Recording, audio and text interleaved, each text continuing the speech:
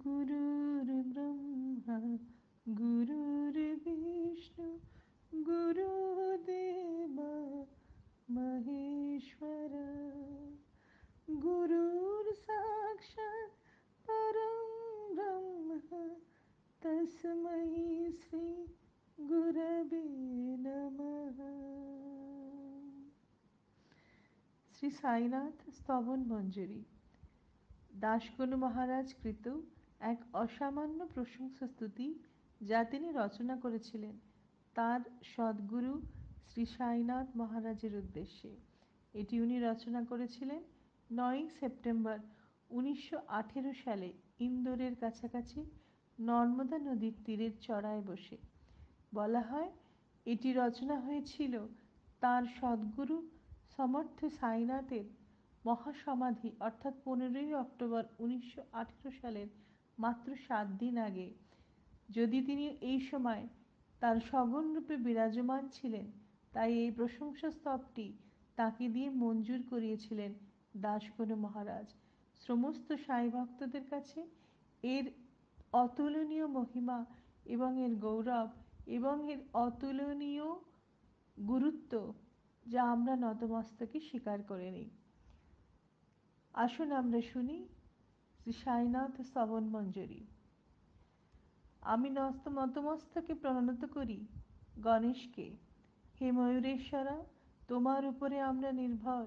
হে গৌরীপুত্র, হে জ্ঞানবান, তুমি অকল্পনীয়। তুমি একটা প্রকাণ্ড গর্ভের সহিত আমাকে রক্ষা করো। হে শ্রী গণপতি, তুমি সমস্ত গণের মধ্যে প্রধানতম এবং দেবতাদের মধ্যেও, অতএব তোমাকে গণেশ বলা হয়। তুমি সব শাস্ত্রের দ্বারা স্বীকৃত। তুমি পবিত্র আকৃতি নিয়ে বালচন্দ্র। হে শারদা, বাক্যের দেবী, তুমি শব্দের রাজত্বের শিক্ষায়ত্রী। তোমার অস্তিত্বের কারণেই সমস্ত জাগতিক লেনদেন সম্ভব হয়। সব লেখক দ্বারা প্রচুর সম্মানিত তুমি সেই দেবতা। তুমি চিরায়ত এই রাষ্ট্রের গর্ব। তোমার অসীম ক্ষমতা সব জায়গায় প্রচলিত। তোমাকে নমস্কার জগদম্বে। তুমি সর্বোৎকৃষ্ট আত্মা এবং মহর্ষিদের মধ্যে জনপ্রিয়। মনুষ্য অবতারে সাকার ও গান্ধারী রায়ার রূপে তুমি উদারতা এবং অসীম কৃপার সমুদ্র। হে পাণ্ডারী নরহরি, তুমি পৃথিবীকে নিয়ন্ত্রণ করো একটা জড়পুত্তলিকাকে যেইভাবে সুতোর সাহায্যে নিয়ন্ত্রণ করা হয়। তুমি সর্বত্র বিরাজমান। সমস্ত বিজ্ঞান এবং পবিত্র বই এখনো গবেষণা করে সম্পূর্ণরূপে তোমার প্রকৃতির অস্তিত্ব জানার জন্য। যারা পণ্ডিতি মনোভাব সুলভ তাদের জন্য তুমি নিজের অদ্ভুত রূপ প্রকাশ করো না। হে চক্রপাণি, সমস্ত সেই অভিজ্ঞ মানুষ শব্দের ইন্দ্রজালে শুধুমাত্র আনুকূল্য। শুধুমাত্র মহারিষিরা তোমাকে বুঝতে পারে, অন্য সকলে থাকে কিংকর্তব্য বিমূঢ়। তোমাকে আমার সম্মান প্রদর্শন, আমার পুরো শরীর সম্মান সূচক এবং শ্রদ্ধার সহিত নিজেকে নত করি তোমার সম্মুখে।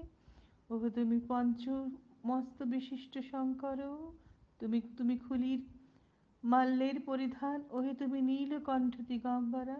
ওহে তুমি বক্ষরূপ পশুপতি, ব্রহ্মারূপ পশুপতি। যারা তোমার নাম আবৃত্তি করে সবসময়, তার পার্থিব দুর্ভাগ্য তৎক্ষণাৎ হয় ভঙ্গ। এই ধরনের হয় হে দুর্যটি তোমার নাম ও শক্তি। তোমার চরণে সম্মান প্রদর্শন প্রশংসার এই বিজয়গাথা আমি লিখছি। আমাকে এই বিশেষ কার্য সম্পূর্ণ করতে সাহায্য করো। এ তুমি নীলকণ্ঠ, তুমি নীলটুটির দেবতা। এখন আমি অতিপুত্র দত্তাত্রেয়কে নমস্কার করি। ইন্দিরার পরিবারের দেবতাকে হে বিষ্ণু তুকারামকে এবং সমস্ত অন্যান্য মহর্ষিদের, এছাড়াও সমস্ত ভক্তদের তোমাকে জয়, তোমাকে জয়। হে সাইনাথ, তোমাকে জয়।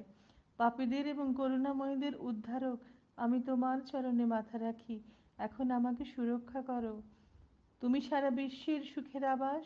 তুমি নিজে শ্রী বিষ্ণু, সমস্ত পুরুষদের মধ্যে পরমকর্ষের আদর্শ। সেই তুমি যার স্ত্রী উমা। এছাড়াও তুমি সেই মদনেরও শত্রু। তুমি মানুষের রূপে ঈশ্বর। তুমি জ্ঞান গগনের সূর্য। তুমি কৃপার সমুদ্র। তুমি পার্থিব রোগীর প্রতিষেধক। তুমি চিন্তামণি দরিদ্র এবং নিপীড়িতের। তুমি তোমার ভক্তদের ঐশ্বরিক সংশোধক। তুমি গঙ্গা নদীর মতো। তুমি তাদের ভেলা যারা এই সংসারের দুঃখে যারা ডুবে যাচ্ছে, তুমি সেই সাহসীনদের আশ্রয়স্থল। তুমি এই সৃষ্টির মূল কারণ, সেটা বিশুদ্ধ চৈতন্য। তুমি যে ওহো মায়ার ধন, মহাবিশ্ব তোমার মাত্র একটি লীলা। তোমার জন্ম হয়নি, মৃত্যুও তোমাকে প্রভাবিত করে না। এই অন্তিম নির্ণয় যে একজন ন্যায় চিন্তাশীল অনুসন্ধানের পর। জন্ম ও মৃত্যু, এই ধারণা অজ্ঞতার কারণে জন্মে। তুমি উভয় থেকে মুক্ত। ও অবশ্যই প্রভু, তুমি উভয় থেকে মুক্ত। যদি জল বসন্তের রূপে প্রকাশিত হয়, তার অর্থ কি এটা যে সেটা ওখান থেকে উৎপন্ন হয়েছে? সেটা ইতিমধ্যেই অস্তিত্ব ছিল, সম্পূর্ণ এবং নিবিড়ভাবে। কেবল পৃথিবীর অন্তর থেকে তা বেরিয়ে এসেছে। জল যেন একটা ফাঁকা জায়গায় প্রকট হয়ে সেটাকে সেইভাবেই বর্ণিত অথবা নামকরণ দেয়া হয়ে থাকে। একটি বসন্ত, তার সঠিক নাম জলবিনা, সেটা শুধুমাত্র একটা গর্ত। আপ বসন্ত, হাওয়া আবার শুকিয়ে যাওয়া, এক অদৃশ্য হয়ে যাওয়া, সেটা জলের প্রকৃতি না। কারণ বসন্তের জলে জল ছাড়া কোনো গুরুত্ব নেই। এটা শুধুমাত্র সেই গর্ভ থেকে ভুল করে যারা নিজ গর্ভে নিজের ওপর সেই জলের পরিবর্তে যেটা তাকে ভরিয়েছে। অতএব সেই জল যখন শুকিয়ে যায়, ফাঁপা ফাঁকা হয়ে ওঠে, জীর্ণ। মানব শরীর সত্যিই একটা ফাঁকা ফেলার মতো। আত্মা যা বিশুদ্ধ শক্তি, পরিষ্কার বসন্তের জলের মতো। যদিও এমন ফাঁকা সহ বহু সংখ্যক, প্রকৃতিরূপে হলো সবাই একই। অতএব তুমি, যার কোনো প্রারম্ভ নেই, আমি তোমাকেই বলি, ও করুণাময়ী, অজ্ঞতার পর্বত ধ্বংস করতে দয়া করে ইন্দ্রের বজ্র হয়ে ওঠো। এখনো অবধি মনুষ্যের রূপে এমন ফাঁকা এই পৃথিবীতে প্রচুর সংখ্যক অস্তিত্ব রয়েছে। আরও অনেক বর্তমানে উপস্থিত আছে, এবং ভবিষ্যতেও যত সময় যাবে আরও অনেক অস্তিত্ব নেবে। প্রতিটি সেই ফাঁপা মানুষকে এর একটি পৃথক এবং বিভিন্ন নাম ও চেহারা দেওয়া হয়। সেইভাবেই পৃথিবীতে তারা পরিচিত। অতএব সেই আত্মাকে প্রভেদ তুমি ও আমি এই শর্তাবলীতে করা সঠিক নয়। কারণ যার কোনো দ্বৈততা নেই, সেটা অবশ্যই অধিকাংশ রূপে আত্মা। এবং যেহেতু আত্মা বিশ্বের চতুর্দিকে ঘিরে আছে, তাহলে তুমিও আমি এই দ্বৈত ধারণা আপ্যায়ন করা কি করে সম্ভব? মেঘে জলের ভাব সব একই, কিন্তু যখন সেটা নিচে পৃথিবীতে নেমে আসে, সেটা বিভিন্ন রূপ অনুমান করে। যেমন বলো নদী, জলাশয়, বসন্ত ইত্যাদি। সেটা যেটা গোদাবরীর তলায় পড়ে থাকে, সেই ভক্তিমূলক গোদাবরী নদী হিসেবে পরিচিত। যেটা সেটা কুয়াতে পড়ে, তার সেই খ্যাতি বা সেটা প্রশংসা মুক্ত হয়ে যায়। সাধু সন্তেরা গোদাবরী নদী এবং তুমি গোদাবরীর জল। আমরা জলে ভরা গর্ভকুয়া, জলাশয়। এই আমাদের পার্থক্য। আমাদের জীবনের প্রতিপালন করার জন্য আমাদের তোমাকে আত্মসমর্পণ করা আবশ্যক, সর্বদা জোড়হাতে, যেহেতু তুমি ধার্মিকতার প্রতীক। সেটা জলের তলার কারণে, যেটা গোদাবরীর জল এত পবিত্র, শুধু জল হিসেবে বিবেচনা হয়ে যাবে সেটা অন্য সব জায়গায়। গোদাবরীর তলায় সত্যিই পবিত্র হিসেবে ধরা হয়ে থাকে। তার সহমত ধার্মিকতার ঋণী সেই জমির বিশিষ্ট এখানে যেখানে তিনি বয়ে চলেন। মেঘে জলের ভাব পৃথিবীর এই সংখ্যক পরিবর্তন করে না যেখানে সে পড়ে। তবুও পৃথিবীর সেই অংশকেই সেই পণ্ডিতরা গোদাবরী তলার খাঁটি জল বলে আমাদের ধার্মিক বইতে বলে গেছেন।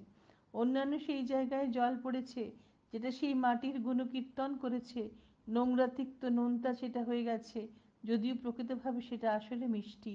তোমার ক্ষেত্রেও সেই একই গুরুরায়া, যার ছটা কুবুদ্ধির কোনো অপবিত্রতা নেই, সেই পবিত্র রূপকে, সেই শিরোনাম মহর্ষি যাকে আখ্যা দেওয়া যায়, তা সম্পূর্ণ ঠিক। অতএব মহর্ষিরা গোদাবরীর লাবণ্যতায় সম্পূর্ণ। সব প্রাণীদের মধ্যে তোমার স্থান হলো সর্বোচ্চ।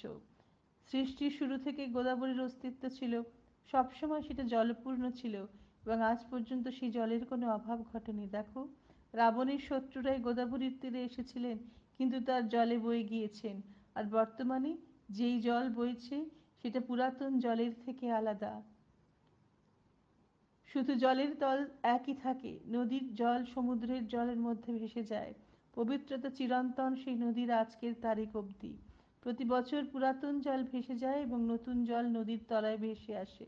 এটাই নিয়ম। যেমন আমরা জানি, এখন শতক একটা বছরের মতো, সেই শতাব্দীর মুনি ঋষিরা প্রবাহিত জলের মতন, এবং মহান আত্মারা জলের তরঙ্গের মতন।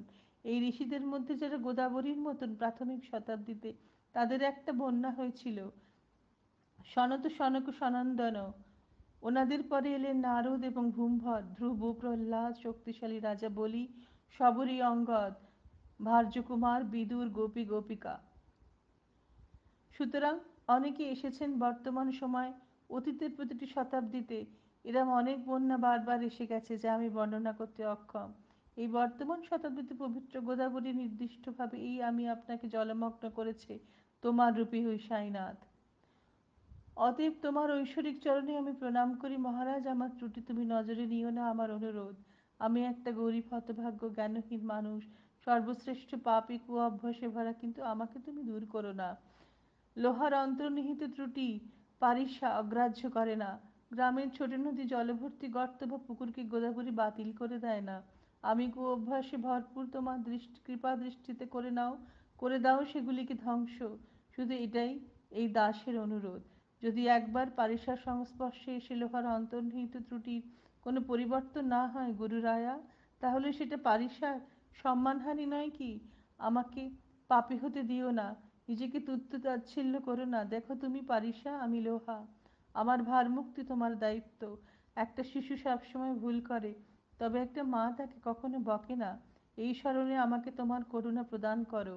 ওকে সদ্গুরু সাইনা, তুমি আমার কল্পতরু, তুমি এই পার্থিব মহাসাগর পার করার উপায়, তুমি একাই তাই, নিঃসন্দেহে শুধু তুমি।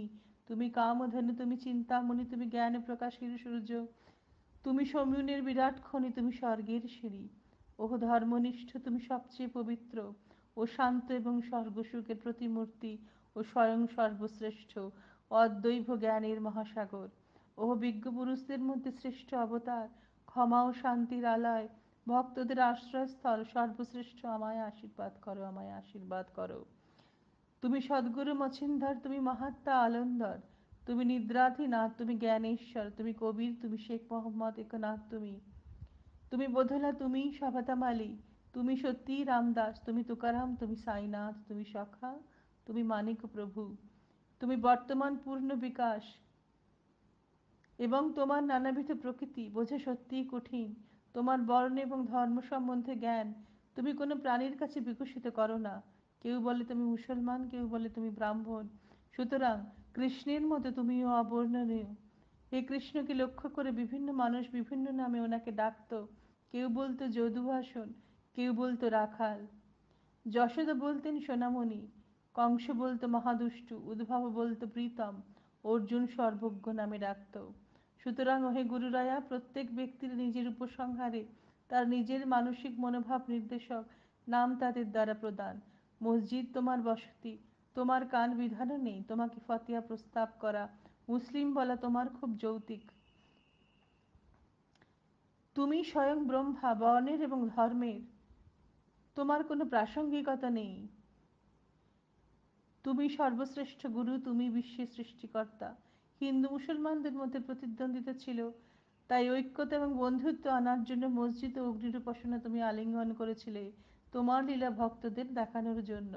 তুমি বর্ণ এবং ধর্মের অতিক্রম, তুমি ব্রাহ্মণ, সত্যের নিষ্কর্ষ, তুমিই সত্যি যে তুমি মনুষ্যের কল্পনার বাইরে। বিনামূল্যে অনুমান করার ফলে তর্ক বিতর্কে তোমায় নিয়ে অনেকে ছড়িয়েছে। সেখানে আমার এই তুচ্ছ বাক্য কিভাবে সাফল্য পাবে? কিন্তু আমি যখন তোমাকে দেখি আমি চুপ থাকতে পারি না, কারণ উচ্চ প্রশংসার জন্য শব্দধ্বনি সাধারণত একমাত্র মাধ্যমই। অতএব শব্দের মাধ্যমে যা বর্ণনা সম্ভব তা আমি সবসময় তোমার প্রস্তাব করতে চাই, তোমার কৃপায়। সিদ্ধ পুরুষরা আমার হিসেবে ভগবানের চেয়ে উচ্চ স্তরে, আমার এবং তোমার পার্থক্য ওনাদের নিকটও আসে না। হিরণ্যকশিপু এবং রাবণ নিহত হয়েছিল তাদের ঠাকুরের উপর ঘৃণার কারণে। এইরম কার্য সাধুরা কোনোদিন করেনি। গোপীচন্দ আবর্জনার উলে জলন্ধার সমাধি করেছিলেন, কিন্তু এই মহাজ্ঞানী ঋষি এই কর্মের কারণে ক্রোধ প্রকাশ করেননি। তার বিপরীতেই সেই রাজা মুক্তি পেয়েছিলেন এই বস্তুগত জগৎ থেকে এবং অমর হয়েছিলেন। এমনই মহান ঋষিদের অসাধারণ ক্ষমতা, এটি বর্ণনীয়। মহামুনিরা সূর্যের মতো ওনাদের করুণা উদ্ভাসক, মহামুনিরা চাঁদের মতো মধুর, ওনাদের স্বদেশ চন্দ্রপ্রভার মতো মধুর। মহামুনিরা শীতল কস্তুরী, ওনাদের আশীর্বাদ তার সুগন্ধের মতো। মহামুনিরা রসযুক্ত আখ, ওনাদের আশীর্বাদ তার মতো মিষ্টি। মহামুনিরা ভালো এবং মন্দের প্রতি একই নিঃসন্দেহে বিপরীতভাবে, পাপীদের জন্য ওনাদের ভালোবাসা থাকে অপরিমেয়। গোদাবরীর জলে শুধুমাত্র ময়লা জামাকাপড় পরিষ্কৃত হয়ে আসে, পরিষ্কার কাপড় একটা বাক্সে থাকে গোদাবরীর তীর থেকে অনেক দূরে। এমনই যেই কাপড় বাক্সের মধ্যে রয়েছে একবার এসে থাকে পরিপূর্ণভাবে পরিষ্কৃত হওয়ার জন্য গোদাবরীর তীরে। সেই বাক্সটি শাশ্বত আবাস, তুমি গোদাবরী। দৃঢ় বিশ্বাস হলো ঘাট, সব মানুষ হলো পোশাক, নোংরায় পরিপূর্ণ, ছটা কুকর্মে গঠিত। তোমার চরণের দর্শন গোদাবরীতে স্নান নেবার মতো সমান। আমার পাপ ধুয়ে দাও, ওকে সমর্থ, আমায় শুদ্ধ করে তোলো। আমরা সাংসারিক মানুষ, অনেক নোংরার স্বর বারবার বড়বার করে থাকি, অতএব আমরাই সঠিক মানুষ ঋষিমুনিদের দর্শনের জন্য। গোদাবরীর অখণ্ড স্রোতজলে ধৌতকরণ, ঘাট আসে ধোয়ার জন্য, যদি সেটাকে একলা ছেড়ে দেওয়া হয় তবে সেটা গোদাবরীর সম্মানহানি। তুমি একটি শীতল দয়াময় পত্র সম্ভার গাছ, আমরা ভ্রমণকারী, সত্যি ঠাটা পড়া রোদ্দুরে ভুগছি জীবনের 3 ভাঁজ দুর্যোগের রূপে।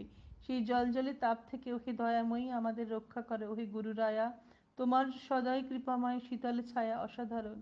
গাছের গোড়ায় বসে যদি কারোর সূর্যের তাপ লাগে তাহলে সেই গাছকে কেন কেউ ছাউনি দেয়া গাছ বলবে? দেখো, তোমার কৃপা দৃষ্টি ছাড়া এই জগতে কিছুই ঠিক হতে পারে না। শেষাই অর্জুনের সাথে বন্ধুত্ব করেছিল সত্যকে সমর্থন করার জন্য। সুগৃহ বিভীষণের সাথে কৃপার কারণে রামের সংস্পর্শে এসেছিল।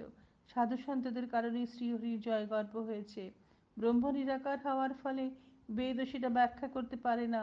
নিত্য আকারে অলঙ্কৃত হয়ে সাধু সন্তরা নিরাকারের মাহাত্ম্য কমিয়ে দিয়েছে। রুক্মিণীর স্বামী বৈকুণ্ঠপতিকে দামাজি নাহার বানিয়েছিলেন মসজিদের মতো শরীর কুড়ানোর জন্য। জগতের আত্মাকে চোখ ঠেলা কঠোর পরিশ্রম করিয়েছিলেন। সাধু সন্তদের প্রতাপ জেনে জগজীবন জল বেয়ে শ্রম করেছিলেন। সন্তেরা সত্যি কৃতিত্ব করেছে ঈশ্বরের উপরে, তারা চিরসত্য জ্ঞান ও পরম সুখ। আর বেশি বলার প্রয়োজন নেই, তুমিই আমাদের মা এবং তুমিই পিতা। ওহে সদ্গুরু সাইনাথ, শিরডি গ্রামের বাসিন্দা বাবা, তোমার লীলা সত্যিই কেউ বোঝে না, জানে এই বস্তুর কিভাবে পরিষ্কার ন্যায় বিচার করবে বলো তো? পাপীদের সংরক্ষণ করতে তুমি শিরডি এসেছিলে। মাটির দিয়াতে জল ঢেলে তুমি সেটা জ্বালিয়েছিলে। অদ্ভুত ছোট পরিমাপের কাঠের তক্তাতে তুমি নিজের বিছানা বানিয়েছিলে। সত্যি এইভাবে ভক্তদের প্রদর্শন করেছিলে তোমার বিস্ময়কর যোগশাস্ত্র ক্ষমতা। অনেক নারীর অনুর্বরতা তুমি সম্পূর্ণভাবে দূর করেছো, অনেকের রোগ তুমি উদি দিয়ে চিকিৎসা করেছো। পার্থিব সংসারের সমস্যা দূর করা তোমার পক্ষে অসম্ভব নয়। একটি পিপীলিকার ওজন একটি হস্তি কি বোঝা মনে করে? তাহলে তাই হোক গুরুরায়া, করুণাকর বিনম্রদের প্রতি আমি তোমার চরণে সমর্পণ করছি, আমাকে ফিরিয়ে দিও না। তুমি রাজাদের রাজা, তুমি কুবেরের থেকেও ধনবান, তুমি উনুনের তাপের থেকে উজ্জ্বল, তোমার উপরি কেউ নয়। অন্য দেবতাদের উপাসনা করতে আচার সংক্রমিত হয় নির্ধারিত, কিন্তু তোমার উপাসনার জন্য সুযোগটুকু শুধু নয়। দেখো, সূর্যের অন্তর্যাগের মধ্যে দীপাবলির উৎসব এসে গেছে। ভাবে সেটা উদযাপন করতে কি উপায় হতে পারে? মহাসাগরের তৃষ্ণা মেটাতে পর্যাপ্ত জল পৃথিবীতে পাওয়া যায় না। অগ্নিকে গরম করতে তাপ কি পাওয়া যেতে পারে? পুজোর প্রয়োজন সব সামগ্রী তোমার সুগন্ধে ভরে আছে প্রারম্ভ থেকেই, সেগুলি তোমার অংশ। হে গুরুরায়া শ্রী সাই সমর্থ, আমার সব আলোচনা একটি দর্শন ভিত্তিক বিবৃতি, কারণ এই সত্যের আমার কোনো অভিজ্ঞতা নেই। আমি অভিজ্ঞতার বাইরে কথা বললাম একটি অর্থহীন শব্দের গোলক ধাঁধা। যদি বিধি অনুসারে তোমার পুজোর উপাসনা আমার তাতে সম্পাদিত করতে কোনো অসুবিধা নেই, সেটা করতে আমার কোনো আপত্তিও নেই। আমি সমর্থ গুরুরায়া। অধিকাংশ ক্ষেত্রে আমার কল্পনার সাহায্য শুধুমাত্র তোমার উপাসনা করব, সেই অর্চনায় ওহে দয়াশীল তুমি এই কৃতদাসের থেকে গ্রহণ করো। এখন আমার অশ্রুজলে আমি তোমার চরণতল ধুয়ে দিই, সত্যনিষ্ঠার চন্দন আমি প্রতিলেপন করে তোমায় আবেদন করি। দীর্ঘ শব্দের এই অলঙ্কার সমৃদ্ধ বস্ত্র কাফনি আমি আন্তরিকভাবে তোমায় অর্পণ করি। এই শ্রদ্ধার মালা আমি তোমার গলায় পরিয়ে দিই। নিকৃষ্টতার নিজের কুব্যবহারের ধূপ আমি তোমার সম্মুখে জ্বালিয়ে দিই। যদিও বা সেটা সংশোধন অশুদ্ধ, তাহলে সেটা থেকে কি দুর্গন্ধ ছড়াবে না? অন্যত্র সদ্গুরুর পূর্ব উপেক্ষায় যদি ধূপ জ্বালানো হয়, সেটা ধূপটা যা হয় ঠিক এই প্রকার। যখন ধূপগুলি অগ্নিতে জ্বালানো হয় সেটা মুহূর্তে তার সংস্পর্শে আসে, ধূপের সুগন্ধ আপনা আপনি সেটা ছেড়ে বেরিয়ে যায়। তোমার সম্মুখে সেটা বিপরীত অশুদ্ধতা আগুনে পুড়ে যাবে। যেটা ভালো সেটা চির সময়ের জন্য রয়ে যাবে বিশ্বকে দেখানোর জন্য। একবার মনের নিকৃষ্টতা পুড়ে গেলেই মন খাঁটি হয়ে ওঠে, একবার গঙ্গার অশুদ্ধতা মিটে গেলেই সেটা পবিত্র হয়ে ওঠে, খুবই স্বাভাবিক। প্রলোভনের আলো আমি আন্তরিকভাবে উদ্দীপ্ত জ্বালিয়ে উঠি, জ্বালিয়ে করতে চাই। সেটা যে সন্ন্যাসীদের জ্যোতি যেন আমাকে প্রদান করে। হে গুরুরায়া, সত্যনিষ্ঠার সিংহাসন আমি তোমায় বন্দনার জন্য অর্পণ করি। সেটা পেয়ে ভক্তের নৈবেদ্য তুমি গ্রহণ করো। তুমি নিষ্ঠার অর্ঘ্য অংশগ্রহণ করো। তার গুণাবলী আমায় দিও, কারণ আমি তোমার সন্তান, তোমার দুধের উপরে আমার অধিকার। আমার মন, আমার আর্ধিক নিবেদন, সেটা আমি তোমায় প্রদান করছি। অতএব আমার কর্মের খ্যাতি এবং অখ্যাতি আর আমার রইল না। এখন অতি নম্র ও ভক্তিসহ আমি তোমায় নমস্কার করি, দয়া করে এটি স্বীকার করো, হে ঐশ্বরিক সাইনাথ। অষ্টগুণ প্রার্থনা। শান্তিপূর্ণ মনের অধিকারী এবং মহত্তম বিজ্ঞতা সকরুণ সাইনাথ, তুমি সজয়ের মহাসাগর, সত্যের মূর্তিমান এবং অজ্ঞতার আধারের বিনাশকারী। জাতীয় ধর্ম ছাড়িয়া তুমি এমন ঋষি উপলব্ধির ক্ষমতার বাইরে সহানুভূতির দেহধারী। আমায় রক্ষা করো, আমায় রক্ষা করো, ওহে শিরডির সাইনাথ। তুমি ঐশ্বরিক জ্ঞানের সূর্য, মন পছন্দ আশীর্বাদ তুমি প্রদান করো। ও তুমি ভক্তদের মনের কাল্পনিক অংশ, রক্ষাকর্তা তুমি তাদের, যারা তোমায় আত্মসমর্পণ করেছে। তুমি ব্রহ্মদেব, বিশ্বের সৃষ্টিকর্তা, তুমি বিশ্বের ধারণকর্তা বিষ্ণু, তিন লোকের বিনাশকারী, তুমি সেই রুদ্র। এই পৃথিবীতে কোনো স্থান নেই যেখানে তুমি নেই। সর্বদর্শী হে সাইনাথ, তুমি আমাদের অন্তরে অধিষ্ঠান করো, আমাদের সব পাপ ক্ষমা করো। আমি তোমায় মিনতি করি, আর সন্দেহ মোহের বোনাঝুরি তুমি মুহূর্ত মধ্যে তাড়িয়ে দাও। তুমি গায়ে, আমি বাছুর, তুমি চাঁদ, আমি আলোর দ্বারা বিলীন একটা পাথর, তোমার চরণে যেটি গঙ্গার মতো। ভক্তিপূর্বক এটি কৃতদাস নত হয়ে তোমায় অভিবাদন করে। আমার শিরে রাখো তোমার হাত এবং আমায় আশীর্বাদ করো হে প্রভু। আমার দুঃখ ও চিন্তা মিটিয়ে দাও, কারণ এই গনু তোমার চাকর। এই ৮ গুণ প্রার্থনার সাথে আমি নিজেকে তোমার সম্মুখে প্রণত করি। আমার প্রাণ, দুর্দশা এবং দারিদ্রতা তাড়িয়ে দাও হে সাইনাথ। তুমি গোদ, আমি বাছুর, তুমি মা এবং আমি শিশু, আশ্রয় করো আমার প্রতি, হয়েও না কঠোর, দিও না অনুভূতি। তুমি মলয়গিরির চন্দন, আমি একটি কণ্টকময় গুল্ম।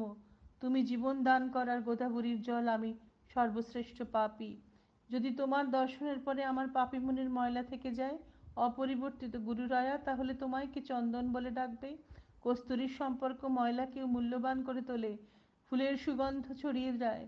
সেই সুতোর গাঁথায় একটা মালা গেঁথে রাখো। এটা মহাপুরুষদের পথ, যে কেউ ওনাদের যোগাযোগে এসে ওদের প্রদান করে ওনাদের মহিমার একটি অংশ। পবিত্র ছাই, কাপড় এবং সার আদিনাথ নিজেকে প্রভৃত করেছিল। অতএব এই বস্তুগুলি সব চতুর্থাংশের মধ্যে প্রশংসিত। রাখালদের চিত্ত বিনোদনের জন্য বৃন্দাবনে যমুনার তীরে বিশ্বের প্রভু দই কলা খেয়েছিল, সেটাও অভিজ্ঞ পুরুষদের মধ্যে স্বীকৃতি অর্জিত করেছে। সেই প্রকার আমিও একটি পাপী, কিন্তু তোমার সুরক্ষার আছি। তুমি কি আমায় উদ্ধার করবে না হে গুরুরায়া আমার এই পাপিষ্ঠ অবস্থা থেকে? জাগতিক বা আধ্যাত্মিক যে কোনো মুহূর্তে আমি সন্তুষ্টি চাই। আমার কোনো সন্দেহ নেই হে গুরুরায়া যে তুমি আমায় এটা প্রদান করবে। তোমার করুণায় আমার মন নিয়ন্ত্রণ করো। যদি মহাসাগরগুলিকে মিষ্টযুক্ত করা হয়, তাহলে তার নোনা হওয়ার কোনো ভয় থাকে না।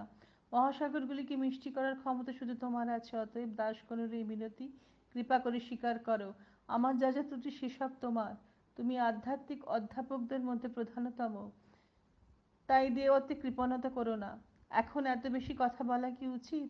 তুমি আমার একমাত্র আশ্রয়স্থল। একটি শিশু তার মায়ের বাহুতে স্বাভাবিকভাবেই ভয়হীন।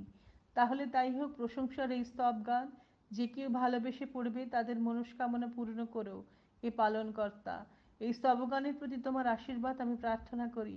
যে একটা আন্তরিকভাবে পুনরাবৃত্তি করবে, তার সব সমস্যা যেন ১ বছরের মধ্যে মিটে যাবে। সব প্রস্খালন, স্নান ইত্যাদি করার পর যদি এই স্তব গান রোজ নিয়মিত আবৃত্তি করা হয়, বিশুদ্ধ এবং আন্তরিক অনুভূতির সহিত হৃদয় জুড়িয়ে যাবে। যদি সেটা সম্ভব না হয়, তাহলে প্রতি বৃহস্পতিবারে শম্ভুর প্রতি মনে ধ্যান রেখে এই স্তবগান আবৃত্তি করা উচিত। যদি সেটাও সম্ভব না হয়, তাহলে প্রত্যেক একাদশীতে এই স্তবগান পাঠ করা উচিত, এটার উপকারী প্রভাব জানার জন্য। যে এটা পূর্ণ বিশ্বাসের সহিত পাঠ করবে, গুরুর আশীর্বাদে তার পরম আধ্যাত্মিক উন্নতি হবে। তার পার্থিব মনস্কামনা সহজেই পূর্ণ হয়ে যাবে এবং এই চিত্তর প্রভাব থেকে সে উদ্ধার করে নেবে। এই স্তবগান আবৃত্তিতে নিস্তেজ কৌশল শানিত হয়ে ওঠে, এবং যদি ঘটনাক্রমে কারোর জীবন সংক্ষিপ্ত থাকে, তবে এটা পাঠ করলে তিনি ১০০ বৎসর পর্যন্ত বাঁচবেন। যেখানে সম্পদ অনুপস্থিত, সেখানে কুবের সম্পদের দেবতা নিজে বাস করতে আসবেন। ওহে এই স্তব গান পড়লে এটাই সত্য আর এটাই হবে। সন্তানহীনের সন্তান হবে এই স্তবগানের আবৃত্তি করলে, আর যারা অসুস্থ তারা এই স্তবগান পাঠ করলে অসুখ সব দিক থেকে অদৃশ্য হয়ে যাবে, ভয় এবং চিন্তা অদৃশ্য হয়ে যাবে, মর্যাদা বেড়ে যাবে। তিনি অমর ব্রহ্মাকে জানতে পারবেন নিয়মিত এটি আবৃত্তি করলে। এই স্তবগান সংক্রান্তে ওই বিজ্ঞজন অন্তরে বিশ্বাস রেখো এই স্তবগানের প্রতি, এর কার্যক্ষমতার প্রতি, এবং কোনো স্থান দিও না তার সন্দেহ এবং ভ্রান্ত ধারণার প্রতি নিজের মনে। শিরডির তীর্থযাত্রায় যেও, বাবার পদ্মের মতো চরণে মনোনিবেশ করো। দরিদ্রদের এবং বিনম্রদের যিনি উদ্ধার করেন, ভক্তদের মনস্কামনা পূরণ করেন, তিনি সেই বৃক্ষ। বাবার প্রেরণার প্রাপ্তিতে এই স্তবগান গ্রথিত হয়েছে, না হলে কি প্রকার আমার মতো একটা তুচ্ছ ও অনুষ্কার এটা লিখতে পারে? শাখা 1840। ভাদ্র মাসের উজ্জ্বল অর্ধ মাসে গণেশ চতুর্থীর দিনে দ্বিতীয় প্রহরে সোমবারে এটি রচিত হয়েছিল। এই নম্র প্রশংসা শ্রী সাইনাথকে সম্পন্ন করল মহেশ্বর পবিত্র নদী নর্মদার তীরে অহল্যা দেবীর সমাধির কাছে। মহেশ্বর বিখ্যাত তীর্থে এই স্তবগান সম্পন্ন হল। শ্রী সাইনাথ আমাকে প্রতি শব্দ আমাকে দিয়ে লিখিয়ে আমার মনের অংশ পূর্ণ করলেন। শিষ্য দামোদর শুধু অক্ষরজীবী হয়ে পরিণত হয়েছে, আমি দাস ও গনু কেবল একটি আজ্ঞাবহ চাকর সব সাধু সন্তদের। শান্তি থাকুক তোমার সাথে, যেন এই নম্র সম্মানসূচক কার্য শ্রী সাইনাথের প্রশংসার প্রতি তোমাকে পার্থিব মহাসাগর পার করতে সাহায্য করে। বিশ্বাস এবং শ্রদ্ধা সহ এই প্রার্থনা দাসগণুর শ্রী পাণ্ডুরঙ্গের প্রতি। এটা হরিহরাকে প্রস্তুত করা হোক। আমাদের আশীর্বাদ করো ঠাকুর। পুণ্ডলিক বরদা, মনস্কামনা যিনি পূর্ণ করেন, হরি বিঠ্ঠল। আমি সীতাকান্তকে অনুসরণ করি। জয় জয় রাম। পার্বতীর স্বামী হর হর মহাদেব। শ্রী সদ্গুরু সাইনাথ মহারাজের জয়। শ্রী সাইনাথ মহারাজ, আমি এটি তোমায় অর্পণ করি, আমায় আশীর্বাদ করো, আমায় আশীর্বাদ করো। শ্রী সাইনাথ অর্পণ নমস্তু। শুভম ভবতু। শ্রী সাইনাথ স্তবন মঞ্জুরি সমাপ্ত।